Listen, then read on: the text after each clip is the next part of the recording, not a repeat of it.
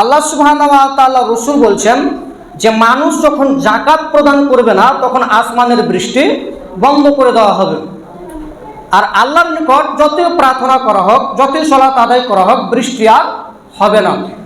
আল্লাহ সুবহানাহু ওয়া তাআলা বলছেন যে পৃথিবীর মানুষ দেখো, তোমরা যাকাত প্রদান করো না, তোমরা পাপ কাজ করছো, সুদ খেলছো, জুয়া খেলছো, লুডো খেলছো, ক্যারাম বোর্ড খেলছো, সব কিছু করছো।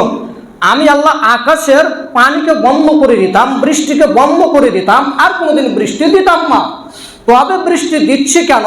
যেগুলো কীট পতঙ্গ রয়েছে, পশু প্রাণী রয়েছে, গরু ছাগল রয়েছে, ওদের জন্য আমি আল্লাহ বৃষ্টি বর্ষণ করে থাকি।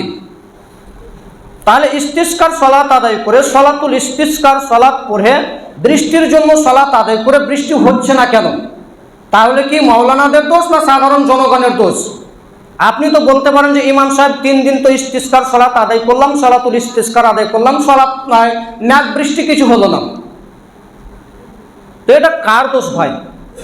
আপনি যদি অন্যায় করে থাকেন, পাপ করে থাকেন, অত্যাচার করে থাকেন, সুদ খেয়ে থাকেন, হারাম করে থাকেন, সালাত না আদায় করে আপনি সালাতুল ইস্তিসকাতে হাজির হয়েছেন, তো আমার মতন মাওলানা এখন হাত তুলে দোয়া করছে, আর পিছনে যতটি আছে সব কি সুদখোর, বাটপার, বেনামাজি সমস্ত মানুষ রয়েছে, তো আল্লাহ এসব মানুষের দোয়া কি কবুল করবে? আল্লাহ এসব মানুষের কি দোয়া কবুল করবে? পৃথিবীতে একটা জিনিস মানুষটা এখন বেশি, সব থেকে বেশি দেখছে, সেটা হচ্ছে IPL।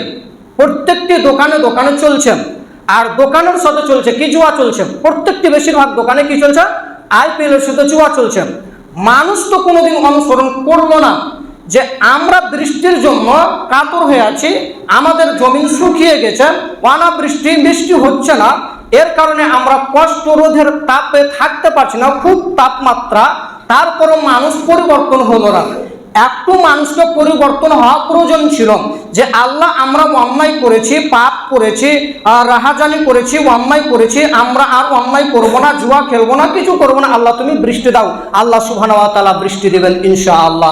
আমাদেরকে আগে পরিবর্তন করতে হবে, তারপরে ইস্তিসকার সালাত আদায় করে লাভ হবে, নইলে ইস্তিসকার সালাত আদায় করে 5 পয়সা লাভ হবে না। আল্লাহ সুবহানাহু ওয়া তাআলা বলেন, হুয়াল্লাযী ইউনাজ্জিলুল গায়সা মিন বাদি ওয়ামা কানাতু ওয়া ইউনসিরু রাহমাতাহু ওয়া হুয়াল ওয়ালিয়ুল হামিদ। আল্লাহ সুবহানাহু ওয়া তাআলা বলেন, মানুষ যখন নিরাশ হয়ে পড়েন, মানুষ যখন বলে আর আল্লাহ সুবহানাহু ওয়া তাআলা বৃষ্টি দেবেন না, আল্লাহ সুবহানাহু ওয়া তাআলা আর মেঘ দিবেন না, মানুষ যখন একেবারে নিরাশ হয়ে যায়, মানুষ যখন একেবারে নিরাশ হয়ে যায়, তখন আল্লাহ সুবহানাহু ওয়া তাআলা আকাশ থেকে বৃষ্টি বর্ষণ করেন।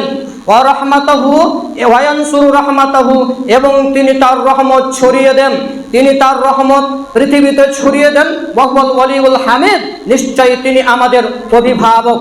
তাই বলে বৃষ্টি হচ্ছে না, আকাশ থেকে মেঘ হচ্ছে না, এর কারণে আল্লাহর রহমত নেই, এর কারণে আল্লাহ আমাদের অভিভাবক নয়, এ কথা সত্য নয়। মানুষ যখন নিরাশ হয়ে পড়বেন যে আল্লাহ সুবহানাহু ওয়া তাআলা আর মেঘ দিবে না, আর বৃষ্টি দিবে না, আকাশ থেকে আর মেঘ হবে না, মানুষ যখন একেবারে নিরাশ হয়ে যাবে, তখন আল্লাহ সুবহানাহু ওয়া তাআলা আকাশ থেকে বৃষ্টি দিবেন।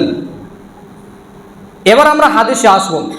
আজকে ইস্তিসকার সালাতের কিন্তু দোয়া হবে, সকলে আমিন আমিন বলবেন, যারা মুসাল্লি আছেন সকলে আমিন বলবেন। ইনশাআল্লাহ আমরা ধারাবাহিকভাবে আসবো কিভাবে